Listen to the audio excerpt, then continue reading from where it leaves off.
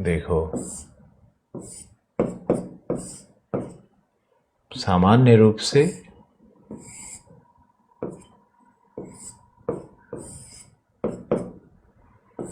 ये इस तरह से सेल है।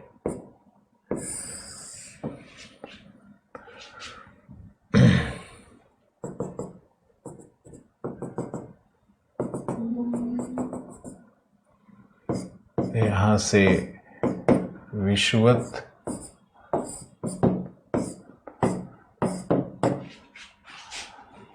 और यहाँ पे है तुम्हारा वो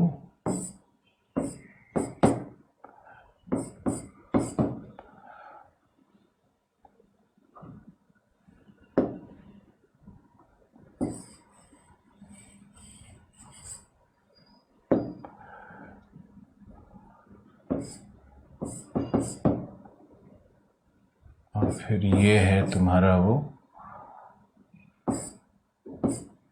पोलर सेल।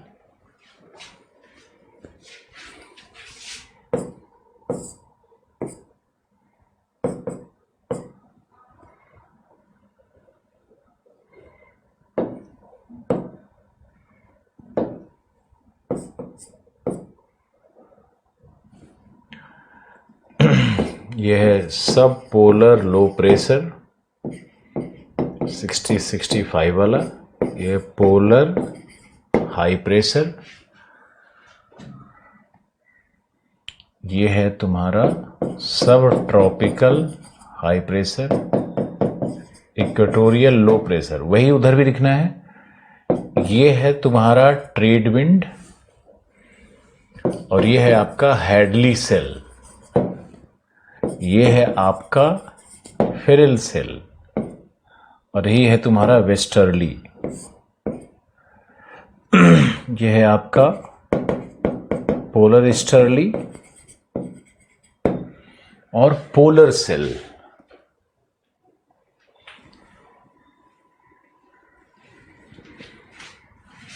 विषुवतीय क्षेत्र से देखो ये वायु का उत्थान हो रहा है यहां पर इस तरह से, और इस तरह से ये यहां आपका है क्षोभ सीमा। क्षोभ सीमा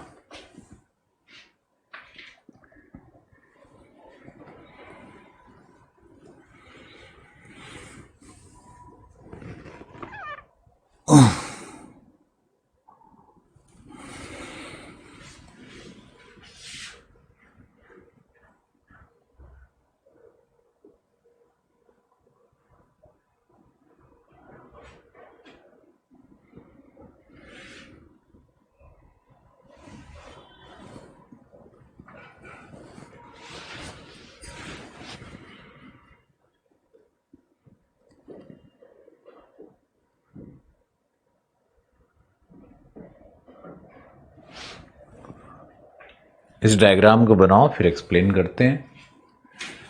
इधर भी ऐसे ही होगा।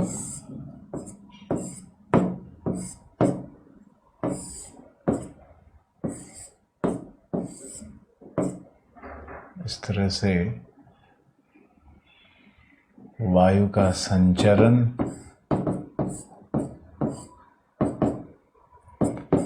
सब polar low pressure, polar high pressure, सब ट्रॉपिकल हाई प्रेशर।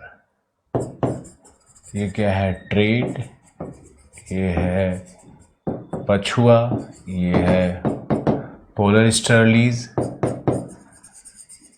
ये Hadley cell, Ferrel cell, polar cell.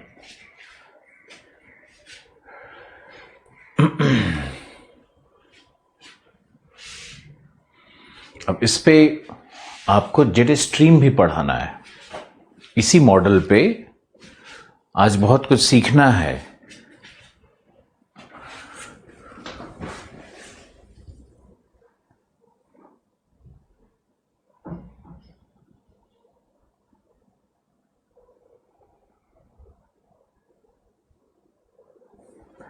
Laurentia पे मैंने आपको बताया था कि लॉरेंशिया मॉनसून क्लाइमेट जैसा है और उसके लिए थोड़ा इंतजार करना पड़ेगा।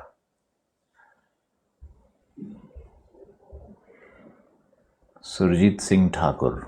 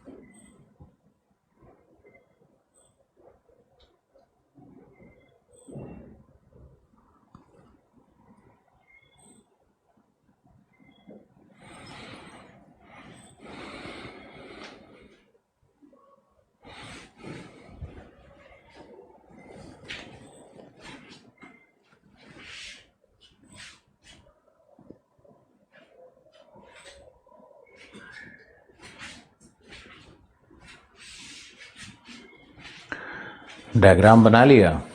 अब इसको समझना है और इसमें जेट स्ट्रीम की उत्पत्ति को भी देखना है। बहुत इंपॉर्टेंट डिस्कशन है ये, और अभी अगर अच्छा कर लिए तो समझो क्लाइमेटोलॉजी का एक बहुत ही शानदार पार्ट। देखो, इक्वेटोरियल लो प्रेशर के पास संवहनीय धाराएं, वायु धाराएं उत्पन्न हो रही है क्योंकि यहाँ पर सूर्यातप की मात्रा बहुत अधिक है। तो ये जो एक्स्ट्रा हीटिंग है, इसके कारण यहाँ से वायु का संवहन हुआ, और वायु यहाँ पर संवहित होने के बाद यहाँ पर यही क्यूमुलोनिम्बस क्लाउड बनाती है, और क्यूमुलोनिम्बस क्लाउड कपासी वर्षक मेघ गर्जन चमक के साथ इस क्षेत्र में वर्षा करती है। तो इक्वेटोरियल क्षेत्र है ये वर्षा का क्षेत्र हो जाता है, और यहीं पर तुम्हारा ITCZ भी है। मैंने पहले बताया हुआ है कि जहां दोनों ट्रेड कन्वर्ज कर रहे हैं वही ITCZ होगा, तो ये ITCZ का भी क्षेत्र है। ओके, अब नेक्स्ट देखते हैं क्या है। ये जो वायु ऊपर की ओर संचरित हो रही है, तो ये वायु सीधी रेखा में तो गमन नहीं करेगी ना, ये वायु को तो डिफ्लेक्ट होना होगा। जैसे जैसे वायु ऊपर की ओर आएगी इसका डिफ्लेक्शन बढ़ता चला जाता है, और इस भाग में जब वो प्रवेश करेगी तो मान लो कि ये फेरल सेल है, सॉरी ये हैडली सेल है, तो हैडली सेल का तापमान अगर यहाँ -85 है तो वही वायु इधर आ रही है, यहाँ इसका -82 तापमान होगा। बहुत अंतर नहीं होगा।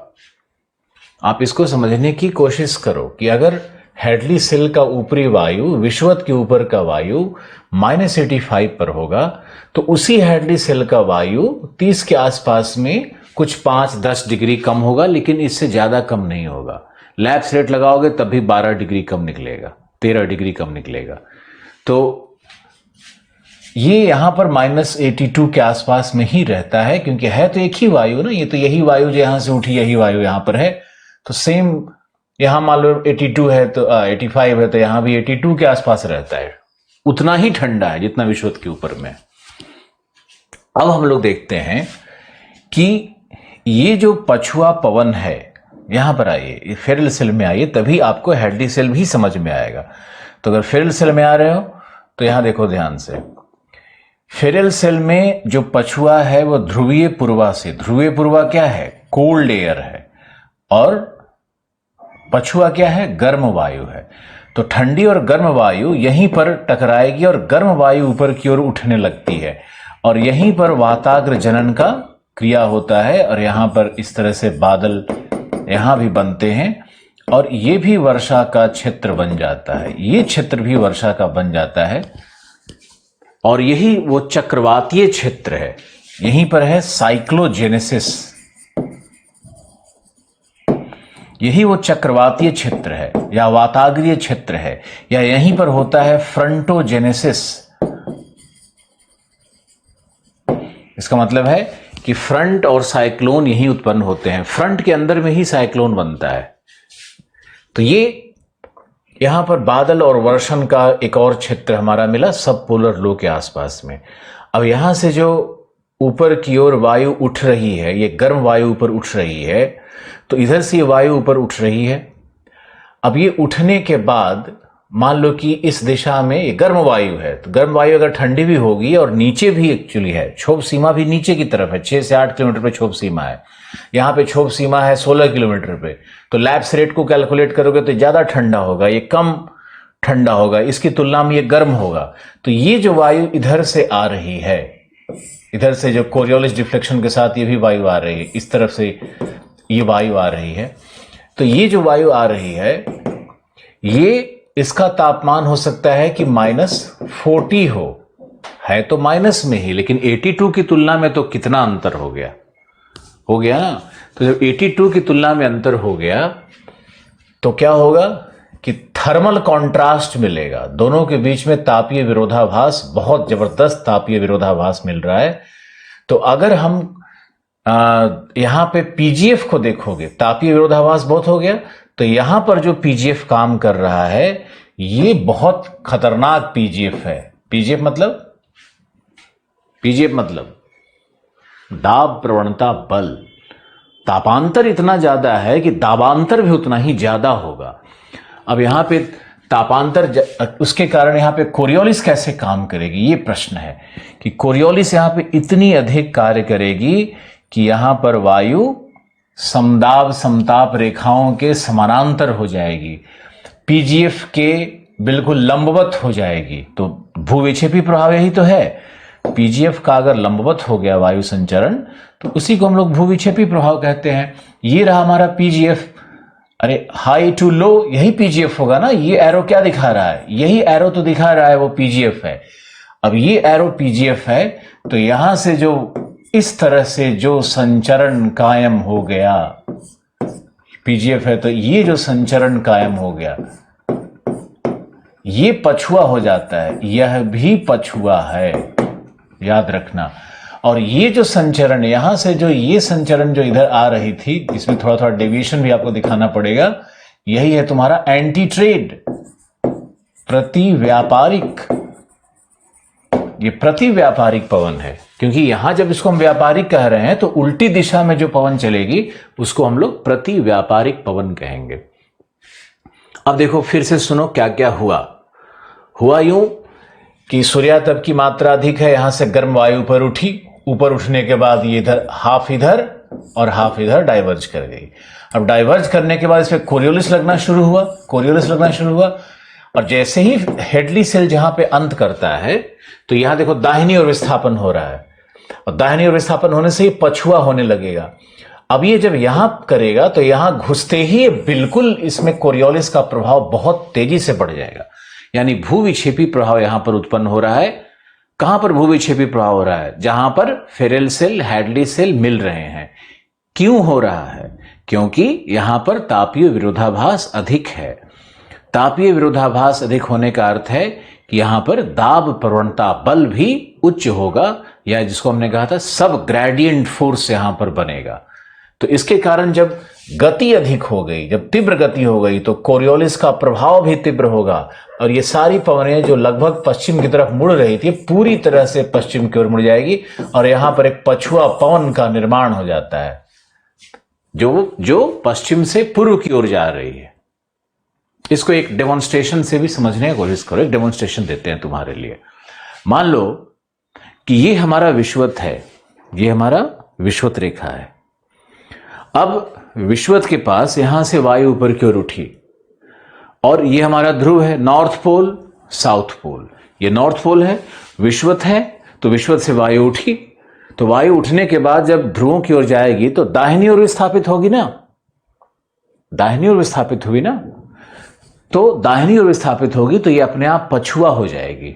अब इस पे एक और उदाहरण दे देते हैं ताकि एक एक बच्चा समझ जाए, एक एक स्टूडेंट समझ जाए। अब देखो यहां से मान लो कि विषुवत के पास से वायु ऊपर की ओर उठी और तुम खड़े हो कन्याकुमारी के पास।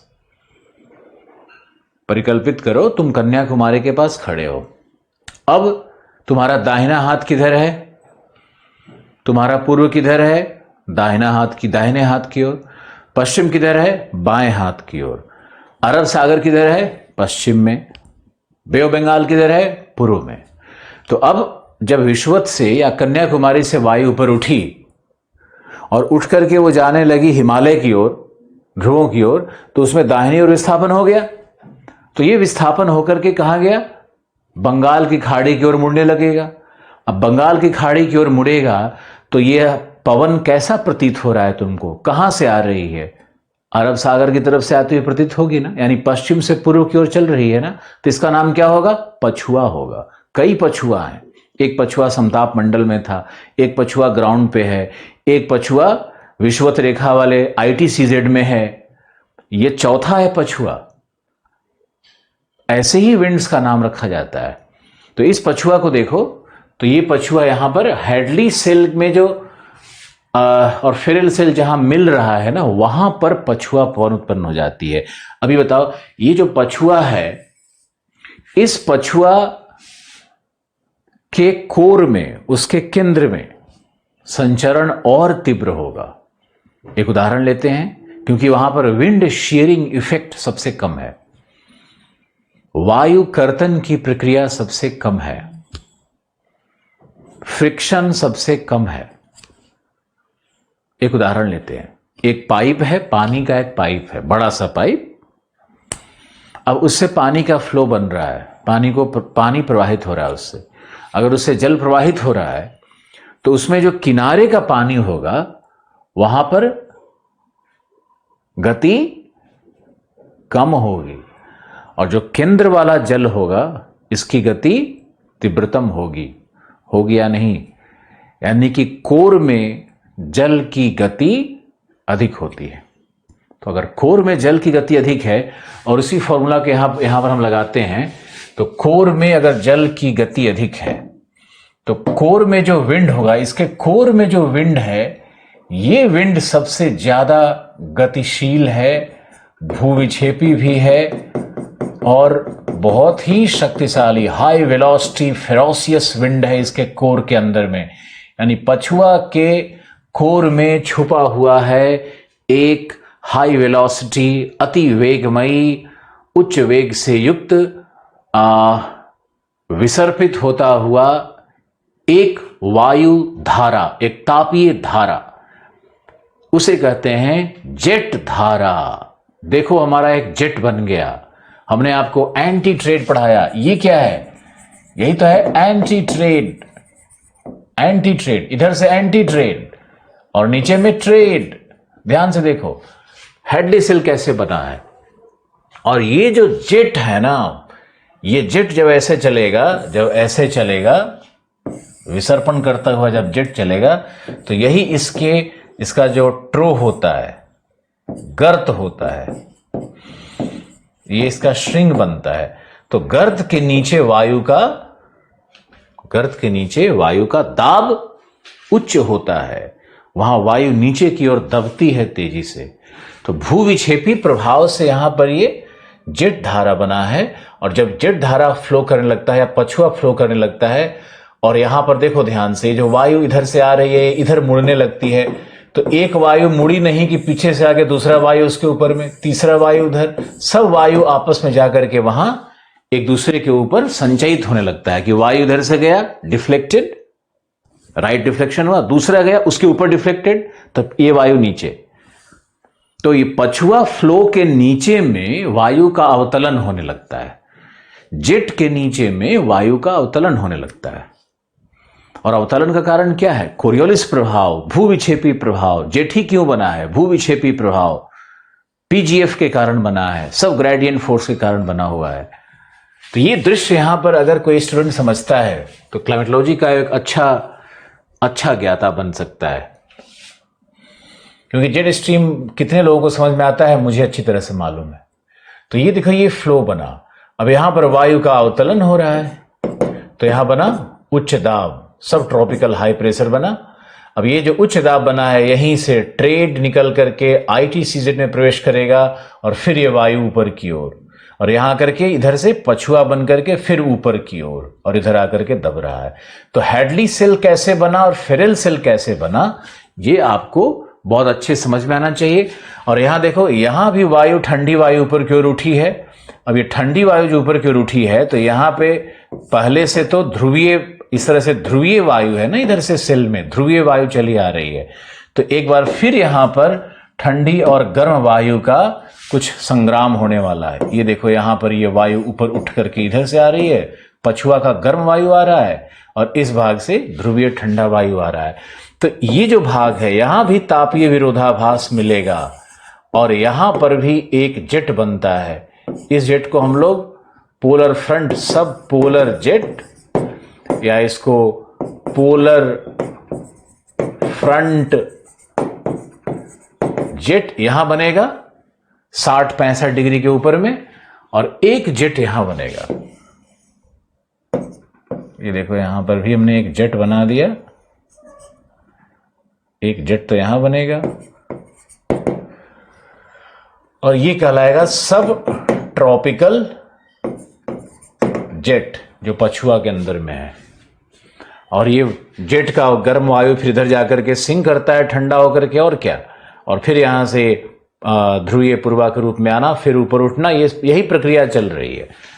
प्रेशर बेल्ट, त्रिकोशिकीय संचरण, कोशिकाओं का जहां भी संगम हो रहा है वहां पर जेट धारा का निर्माण, पछुआ का निर्माण, एंटी ट्रेड का निर्माण, सभी पवन दाब पेटियों का निर्माण। एक साथ देखिए और कमेंट लिखिए, कितने लोग समझ रहे हो, और नहीं समझ रहे हो तो वीडियो को 2 बार घुमाइए। ये तो समझ में आ रहा है ना कि जहां कोशिकाएं मिल रही हैं वहां पर। अब एक प्रश्न आया, सब लोग के लिए प्रश्न है। एक प्रश्न आया कि सर, ये पोलर एयर को आप पोल से इधर आते हुए क्यों दिखा रहे हो? अरे ऐसे ही आता है, बाद में जब ऊपर में अभिसरण हो जाएगा तब वायु उल्टी होकर के उधर चली जाएगी, लेकिन शुरू में तो पोलर एयर ऐसे ही आता है, बाद में फिर वो उल्टा होकर के उधर जाएगा। बाद में तो ध्रुवों की ओर ही वायु को जाना है, लेकिन पहले वहां पे एक्चुअली एक इंडेक्स साइकिल है, अभी हम लोग आगे बात करेंगे। इंडेक्स साइकिल है जिसमें पोलर सेल का वायु का अभिसरण पहले होता है, बाद में फिर इधर से वायु उधर जाकर के गिरने लगती है। कैसे होता है वो क्लियर करेंगे अभी।